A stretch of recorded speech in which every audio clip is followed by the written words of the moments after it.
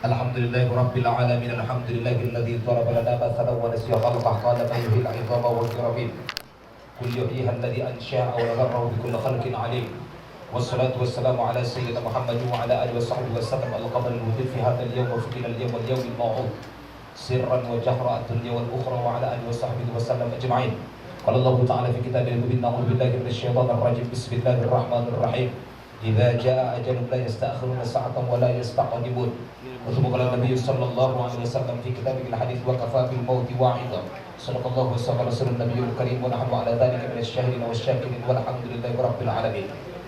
Hadratul mukarram yang dimuliakan Allah Subhanahu wa taala, para masyayikh, para muallimin kita, ayahanda Ustaz Haji Zulkifli yang dimuliakan Allah Subhanahu wa taala, baqallahu fi umri wastaqamallahu bistiqamah fi qulubi wa rafa'allahu bi ulumi amin. Kemudian yang kami muliakan Tuan Syekh kita, guru kita Ustaz Aliruddin. Kemudian yang kami muliakan saudara-saudara seiman dan sahabat yang dimuliakan Allah, wabil khusus sahibul bait, sahibul majlis dan sahibul musibah. Anzalallahu sakinah fi qulubihim wa ja'alahum insyaallah minas sabirin. Wallahu ma'as sabirin insyaallah ta'ala wa syurna ma'hum fil aminin. Wa thaqilan mizanana insyaallah fi yaumi yub'atsun yawma yubassirina ya rabbal alamin. Amma ba'du. Sebagai ungkapan yang pertama dan ucapan yang paling utama, ucapan alhamdulillah rabbil alamin tidak akan pernah jenuh dan bosan kita panjatkan kepada Allah Subhanahu wa taala, King of the King, raja di atas raja yang maha pengasih lagi maha penyayang. Dengan izin Allah Subhanahu wa taala kita bersua berkumpul di majelis yang sangat mulia ini dalam menyampaikan wasiat dan juga tausiah, juga membacakan tahlil dan juga takhdim yang insyaallah mudah-mudahan dengan izin Allah taala diadukan kepada orang-orang yang kita maksud, terkhusus kepada ibunda dan kita tercinta Jurbiah binti Kaya. Mudah-mudahan Allah Ta'ala lapangkan kuburnya dan dijadikan sebagai taman surga. Allah Ta'ala terima segala amal ibadahnya dan dihapuskan segala dosa-dosanya, yang insya Allah kita akan dikumpulkan dalam surganya Allah Subhanahu wa Ta'ala. Tentunya bisa mencapai dalam syafaat Nabi Sallallahu Alaihi Wasallam. Amin amin ya rabbal alamin. Salawat dan ungkapan salam kita hadiahkan kepada Nabi kita Muhammad Sallallahu Alaihi Wasallam. Allahumma salli wa sallim ala Sayyidina Muhammad wa ala ali Sayyidina Muhammad. Saudaraku semua, bukanlah merupakan sebuah rahasia bahwa kehidupan bukanlah merupakan satu tujuan tapi sebuah perjalanan. Ada tujuan manusia yang sesungguhnya adalah sebuah keabadian, itulah surganya Allah Subhanahu wa taala. Kalaulah dulu Nabi Adam Allah alaihi salatu wassalam, Allah taala jadikan dan ciptakan juga didapatkan sebagai khalifah. Beliau adalah orang surga yang kemudian Allah taala pindahkan sejenak adalah ke atas dunia.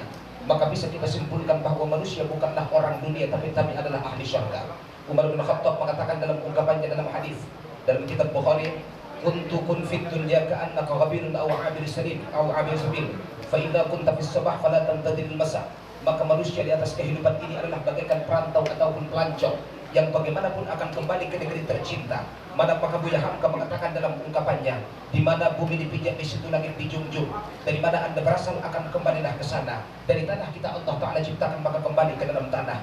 Maka perlu diperingatkan di antara kita, kehidupan bukanlah merupakan sebuah tujuan tapi sebuah perjalanan. Hidup bukanlah sebuah hakikat namun sebuah panggung sandiwara, saudara kaum muslimin yang dimuliakan Allah.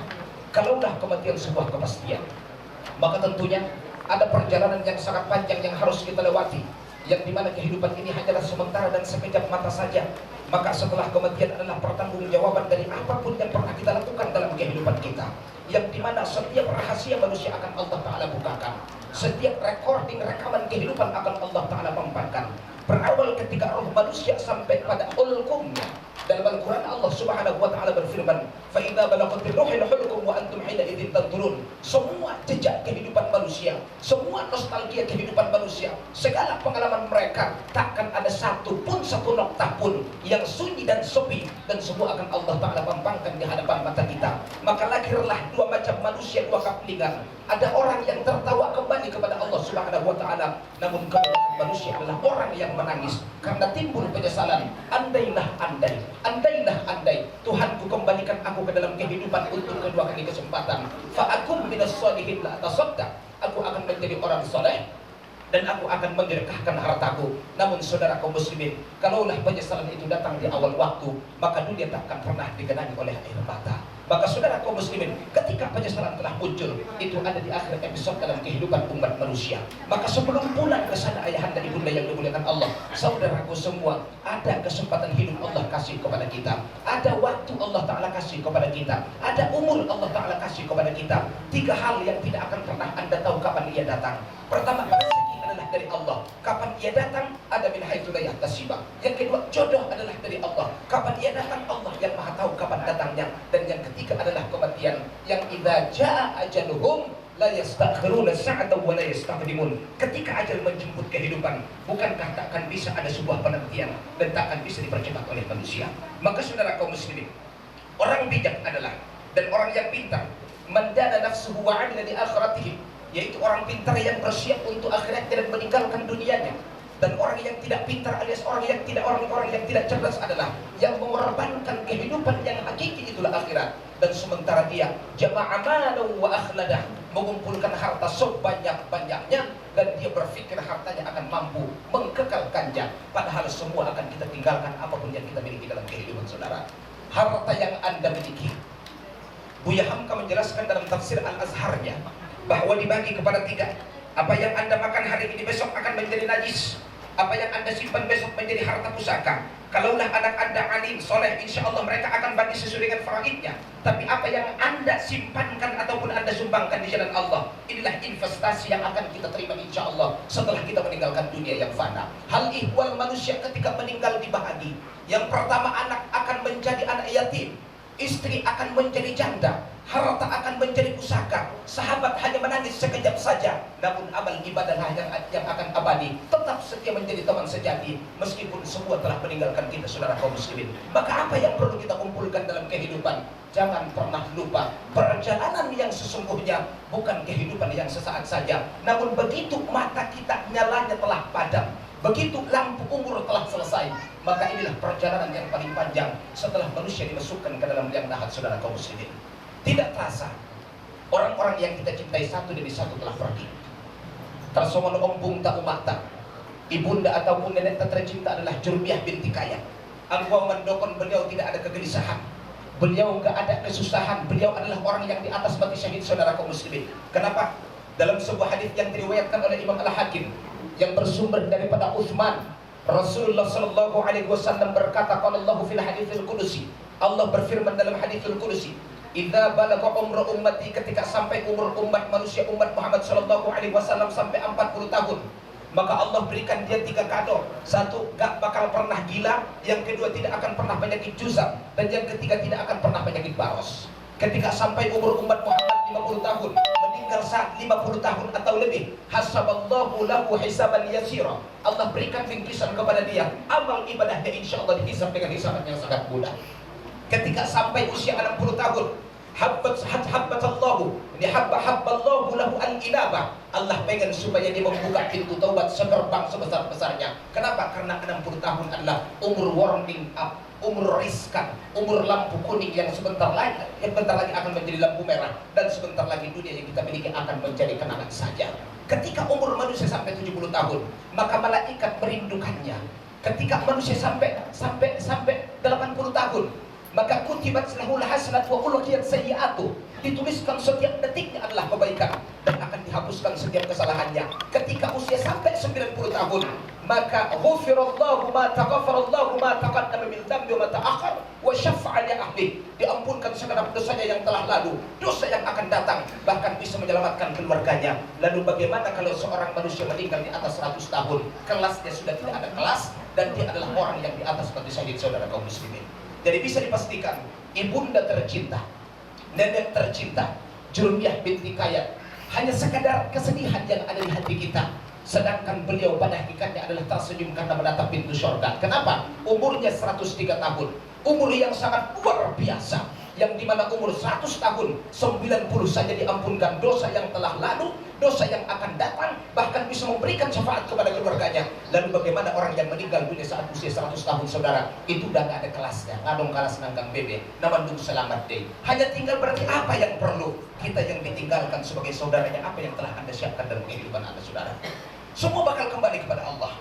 Kalaulah kematian itu ada aba-aba, setiap manusia akan bahagia bisa bersiap.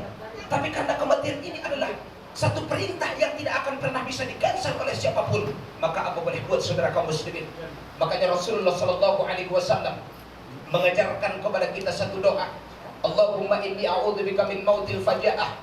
Ya Allah, hindarilah kami dari kematian tiba-tiba. Kenapa? Karena Anda nggak punya persiapan. Kalaulah ketahuan mendung dulu sebelum hujan, Anda akan siapin payung supaya nggak kena hujan. Kalau ketahuan ada penyakit dulu sebelum kematian, maksudnya, bukankah kematian itu akan menjadi kafarah terhadap dosa-dosa Anda? Lalu bagaimana kalau kematian yang datang tiba-tiba? Dosa menumpuk mengalahkan gunung, dosa meninggi mengalahkan bintang-bintang di cakrawala, dosa luar biasa mengalahkan buih di tengah lautan, dosa mengalahkan jumlah yang tidak akan pernah terkira, dan Anda menghadap kepada Allah Subhanahu wa taala dengan membawa dosa yang sangat luar biasa, saudara kaum muslimin. Maka wasiat yang ditinggalkan Umar bin Khattab, kun fid dunya ka'annaka gharibun aw 'abir sabil, fa idza asbahta fala tantadhir al-masa wa idza kunta fil masa fala tantadhir as-sabah. Jangan pernah lupakan dalam hatimu, hidupmu ini bagaikan seorang perantau, Pak. Hidupmu ini bagaikan seorang pelancong. Yang Anda naik kereta ke sebuah stasiun akan kembali, Anda terminal akan kembali, Anda ketika di pelabuhan akan kembali. Anda tak mau dikatakan sebagai orang tunawisma yang tidak punya rumah, karena kita punya rumah, saudara kaum muslimin. Kalau kita seorang perantau, akan kembali ke rumah kita yang sesungguhnya bukanlah rumah yang ada di atas dunia. Itu cuma tempat singgah sejenak saja. Rumah impian yang paling lama adalah tanah wakaf, tempat pemakaman umum yang bersiap akan menjemput Anda dan menutup sejarah Anda, menjadikan Anda sebagai nostalgia. Kalau Anda orang baik akan dikenang oleh orang lain, tapi kalau Anda orang jahat, Anda akan disyukuri ketika meninggalkan dunia, saudara kaum muslimin. Maka apa yang perlu kita siapkan? Gak ada, kata Nabi Shallallahu Alaihi Wasallam, amal yang paling tinggi adalah muhasabatu ala nafsi, introspeksi. Seberapa nikmat Allah yang telah Anda pakai, seberapa besar syukur Anda yang telah Anda syukurkan, seberapa rakaat sholat yang telah Anda laksanakan, seberapa kelalian dan kealfaan Anda. Kalaulah kebaikan kita, saudara, adalah kebaikan yang tidak banyak, maka nggak usah mimpi Anda meninggal dalam keadaan husnul khatimah. Bermacam dan punya model manusia kembali kepada Allah. Ada yang keringat kening sebelah kanan, namanya urkul jabin. Dalam kitab Nihayatul Zain halaman 149, pertanda orang husnul khatimah. Ada orang yang keluar inusnya, pertanda husnul khatimah. Ada orang yang ketika meninggal dunia maka intisyarul uyun, yakni keluar air matanya, husnul khatimah. Tapi berapa banyak yang kita saksikan ketika meninggal dunia, akhmadul laumi, yang dimana lombam kulit dari angkang pasokan meidakdakan. Kalau dokter bilang adalah penyakit jantung, tapi Rasul bilang adalah su'ul khatimah, wala'iyadzubillah. Yang kedua, pekok ibu menaidung mati, wala'iyadzubillah. Ghattakal qatital makhluk, seperti lombula baru ona koyok angkang mga bisyosa. Ini ya, on manggang sobahaya, su'ul khatimah, yang paling luar biasa. Sampai dibuka angkang bungkulan indah na mate-mate, on dalam adik susah. Sampai buka bungkulan, nabok masalah si Yasin, nabok masalah si Al-Waqi'ah, nabahat may baca at-tuhon, at-tahobun, segala macam. Indah na mampan angkang. Asal saudara, Anda terlalu sepi dalam kebaikan kealfaan Anda kepada Allah, terlalu luar biasa, saudara kaum muslimin. Maka perlu tukun ala nafsi. Mari kita tahu diri. Sekarang dunia semakin padat. Kenapa? Banyaknya angka kelahiran yang mereka melahirkan di luar nikah, saudara. Secara persepsi dalam hitungan adalah ketika banyak angka kelahiran, pastikan akan banyak angka kematian.